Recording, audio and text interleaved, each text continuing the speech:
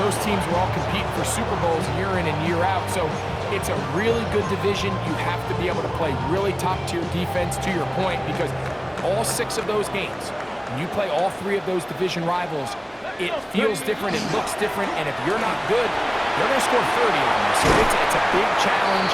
It's not a division for the weak of heart, and it's going to be fun to follow along and see who comes out on top. That one good for a dozen. A very quick first down. 1st and 10 at the 42-yard line. Ready. Off the bootleg, it's Ward. And he can't hang on through the contact. Incomplete. Good job defensively to meet him just as the ball was arriving. It'll bring up 2nd down. Here we go. On play action, it's Ward.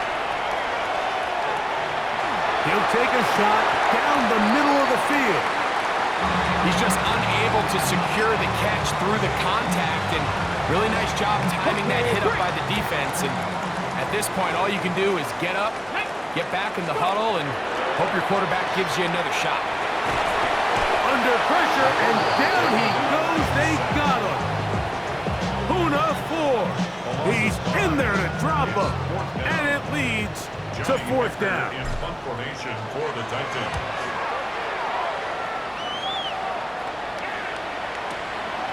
Here comes Smith on the return. But this turns out to be a solid return. They finally get him to the ground. Here come the Rams as their offense trots back onto the field. Well, Greg, as the season starts, really the season never ends. Think back to the schedule release. The draft has become this multi-day huge event. Green Bay crushed it with all the folks around the stadium in Lambeau, and some big names will be tied to that draft forever. A couple of the rookies that you've watched that are just sticking out in your mind. Interested to see how they fit in the league as this season gets going. You know, obviously so much attention around the quarterback position. Cam Ward goes #1, and then obviously with Shador and all the conversations around that as the draft unfolded. But I think a guy that's going to be fun to watch when you talk about fit, I think you look at Ashton Genty. He gets drafted by Vegas. He's now with the Raiders. Pete Carroll. It kind of has the feel of, is he his Marshawn Lynch? Is he the bell cow back under center, Geno Smith, play action, set up that run game, play good defense? This feels like the early path Pete Carroll took when he took over in Seattle and turned them into a Super Bowl champion. So I'm not saying Genty's Marshawn Lynch, but he certainly feels like that's the fit the Raiders were going for when they took him with their 1st-round pick. Hey, let me ask you about Travis Hunter. Of course, a Heisman winner, Colorado, great play, both sides of the ball as a receiver and a corner. You know, Greg, it's hard to come in this league and play well on one side of the ball. Is it realistic to think you may see him on both offense and defense? Well, that's the million-dollar question, and I think to start, you have to say, okay, let's hang our hat on something. And I think when you look at the league, where is it harder to find impactful players? I believe it's harder to find impactful defensive backs. I think it's a harder position. I think the league favors the offense with the rules and the play style. So if I'm Jacksonville, I'm making Travis Hunter a defensive back on day 1, and then I'm going to package my offensive plays around his skill set to take advantage of him as a wide receiver. And then as time goes on, it will eventually unfold where he'll be able to have the role on both sides of the ball more consistently. But if I was in Jacksonville, that's what I would do. But I think it's going to be very interesting to see how fast and how big of a role on both sides they give Hunter early in his rookie year. Play fake, now Ward to throw. He's going to run it, and he'll somehow turn this into a net positive, getting out of bounds after a pickup of a yard. From the 23, here's 2nd down and 9. Back to throw is Ward. That's to the rookie out of Texas, Gunnar Helm. And he's going to be taken down at the 37. First time they've hooked his way all game long, but he comes through with the grab and a 1st down. From the gun, here's Ward. He's going to air this one out. This one batted away. It's incomplete. Good hands there in the end zone, and that'll bring up 2nd down. It leads to 2nd On the and set. 10. Come on. Set. 70 Timberwolves. Shotgun snap for Wolf. Hit as he throws, and it is incomplete. Just couldn't deliver that one the way he wanted to. Not really sure if there was much there anyways. We do know it'll be third down. Again, it's Ward. There's Okonkwo open left side. They get 15 on that game. That's good for a Titan first down. And the Titans first down. First and 10 at the 48-yard line. Play action. Ward. Flush to his right. And that'll be incomplete. What turns out to be the final play of this third quarter. So, 3 quarters now in the books. Back with more after the break. You're tuned in to the NFL on EA Sports.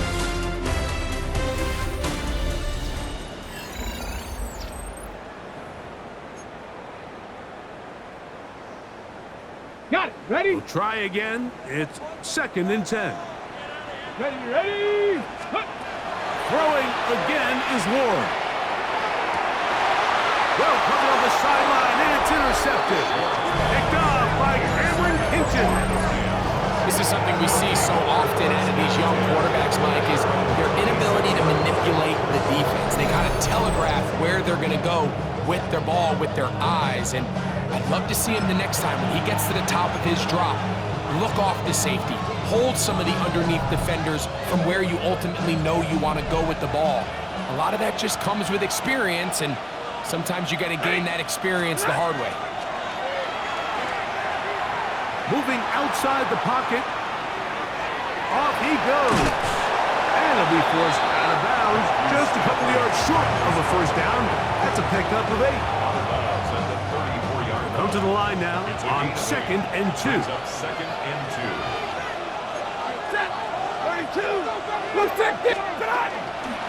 On the handoff, this is Cora. And they bring him down, but not until he crosses midfield. 17 yards on that play. Good for a Rams first down. You know, there's all this talk, Mike, about the value of the run game in today's NFL.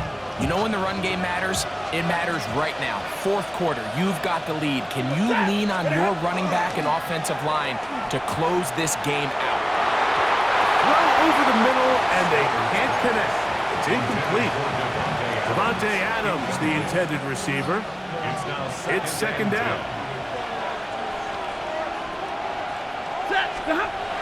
Throwing, Stafford. He's going to look deep for Adams. Oh, they got the turnover they needed. It's intercepted. Picked off by Amani Hooker. And good running on the return. It'll help him out as the ball right around the 45-yard line. The Titans take over 1st and 10. At their own We'll go 3 tight ends here on 1st and 10. Here we go. Cougar 19. Let's go. They'll give it to Pollard to start this drive. Not much to speak of on that one. Maybe a gain of a yard. It's 2nd down. A gain of a yard brings up 2nd and 9. Fake the handoff. Now Ward. That one out of the reach of the receiver's outstretched arms. It is incomplete. Big play coming up. This is 3rd down. 18 Cardinal. To throw is Ward. It's made right side by Eilman. A pickup of 12 yards. First down for Tennessee. And this is a tricky part of the game for any defense. You find yourself protecting a late lead, and the age-old question is, do you remain aggressive? Do you try to just keep the ball from being thrown over your head and make everything be tackled and played in front of you? That's what every defensive coordinator struggles with, so they can't get too soft here as they try to hold on to this lead here late.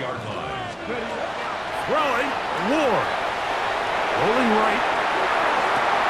They go sideline, and he stays in bounds. Got the feet down in time. It's a first down. And the Titans first down. the 25-yard line. On the ground, it's Pollard. He'll struggle to get back to the line of scrimmage.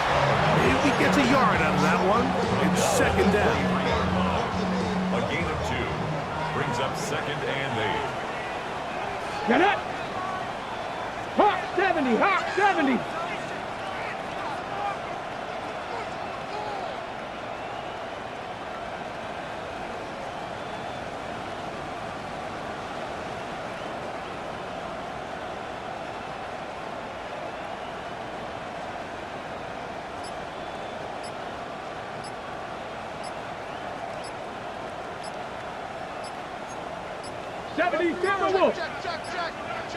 And the back judge throws the flag. He looks at the ball.